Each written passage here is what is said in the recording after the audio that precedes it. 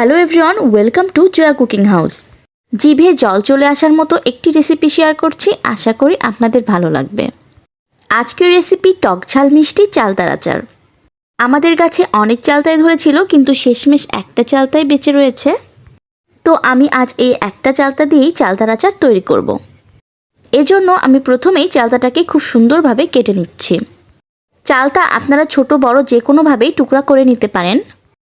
আজ আমি চালতাগুলোকে একটু বড় বড় শেপেই টুকরা করে নিচ্ছি। চালতা কাটার সাথে সাথেই আমি পানিতে এটা ভিজিয়ে রাখছি, যেন কষগুলো খুব সহজেই বের হয়ে যায়। এরপরে চালতাগুলোকে খুব সুন্দরভাবে আমি ধুয়ে নেব। তো চালতাগুলো খুব সুন্দরভাবে ধোয়ার পরে আমি এখন এগুলো সিদ্ধ করার জন্য কড়াইয়ে দিয়ে দিচ্ছি। খুব বেশি সময় সিদ্ধ করার প্রয়োজন নাই, জাস্ট 10 মিনিট সিদ্ধ করলেই হয়ে যাবে। তো 10 মিনিট পরে আমি চালতাগুলোকে উঠিয়ে নিচ্ছি। এই পর্যায়ে চালতার আচারের জন্য আমি একটি মশলা তৈরি করব। একটি বাটিতে আমি নিয়ে নিচ্ছি সাদা আর কালো সরিষা। এখানে সরিষার পরিমাপ আছে 2 চা চামচ। জিরা দিয়ে দিচ্ছি 1 চা চামচ। এক টুকরো আদা দিয়ে দেব, এটা বাটলে 1 চা চামচই হবে। আর দিয়ে দিচ্ছি বড় সাইজের একটি রসুন। এই মশলাগুলোকে আমি এখন শিলপাটায় খুব সুন্দরভাবে বেটে নেব। আচারের ক্ষেত্রে মশলাটা যদি শিলপাটায় বেটে নেওয়া হয় তাহলে আচারের স্বাদটা আরও বেশি ভালো আসে। তো আপনারা চাইলে মশলাটা ব্লেন্ডারেও করে নিতে পারেন। তো আমার এখানে মশলাটা বাটা হয়ে গিয়েছে। আগে থেকে যে চালতাটা সিদ্ধ করে রেখেছিলাম সেই চালতাগুলোকে এখন আমি শিলপাটায় ছেঁচে নেব। চালতাগুলোকে অবশ্যই শিলপাটায় ছেঁচে নেবেন, এটা কিন্তু ব্লেন্ডারে হবে না। তো আমি এখন সবগুলো চালতা একইভাবে ছেঁচে নিচ্ছি। সব চালতাগুলোই আমার এখানে ছেঁচা হয়ে গিয়েছে। এ পর্যায়ে আচারটা বানানোর জন্য কড়াইয়ে তেল বসিয়ে দিয়েছি। আর আগে থেকেই যে মশলাটা আমি করে রেখেছিলাম সেই মশলাটা গরম তেলের ভেতরে দিয়ে দিলাম। মশলাটাকে খুব সুন্দরভাবে কষিয়ে নিতে হবে।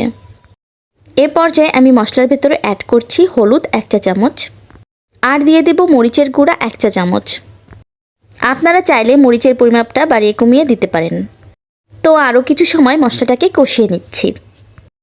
এখন দিয়ে দিচ্ছি স্বাদমতো লবণ। খুব সুন্দরভাবে মশলাটা কষানো হয়ে এসেছে। এ পর্যায়ে দিয়ে দেব চালতা। চালতা মশলার সঙ্গে খুব সুন্দরভাবে মিশিয়ে নিতে হবে। এ পর্যায়ে আমি চালতার ভেতরে দিয়ে দিচ্ছি আধা কাপ চিনি। যেহেতু চালতার আচার খেতে টক মিষ্টি হবে, এই জন্য চিনিটাকে আধা কাপ দিলেই যথেষ্ট। এখন চালতার সাথে চিনিটাকে মিশিয়ে নেব। চিনিটা দেওয়ার পর চালতা থেকে কিছুটা পানি বের হবে, পানিটাকে খুব সুন্দরভাবে টানিয়ে নেব। একেবারে লাস্ট ফিনিশিংয়ে চালতার আচারে দিয়ে দিচ্ছি 5 ফোড়নের গুঁড়া 1 টেবিল চামচ। আরও দিয়ে দিচ্ছি গরম মশলার গুঁড়া 1 টেবিল চামচ। আচারের সঙ্গে গরম মশলা আর 5 ফোড়নের গুঁড়া মিশিয়ে নিলেই রেডি হয়ে যাবে চালতার আচার। দেখলেন তো কতটা সহজে আর কম সময়ে চালতার আচার রেডি হয়ে গেল। এভাবে খুব সহজেই বাড়িতে আপনারা চালতার আচার তৈরি করে নিতে পারেন। আমার ভিডিওটি ভালো লাগলে অবশ্যই লাইক শেয়ার কমেন্টস করে আমার চ্যানেলের সাথেই থাকবেন। আজ এই পর্যন্তই, সবাই ভালো থাকবেন। Thank you everyone.